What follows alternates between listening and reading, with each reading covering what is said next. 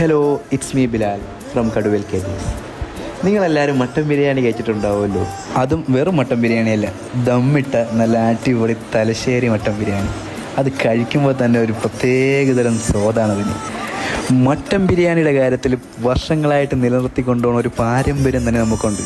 സ്വാദിഷ്ടമായും സ്നേഹത്തോടെയും സന്തോഷത്തോടെയും അതിനൊത്ത രുചിയോടെയും നമ്മളത് സെർവ് ചെയ്ത് എല്ലാവർക്കും കൊടുക്കുന്നുണ്ട്.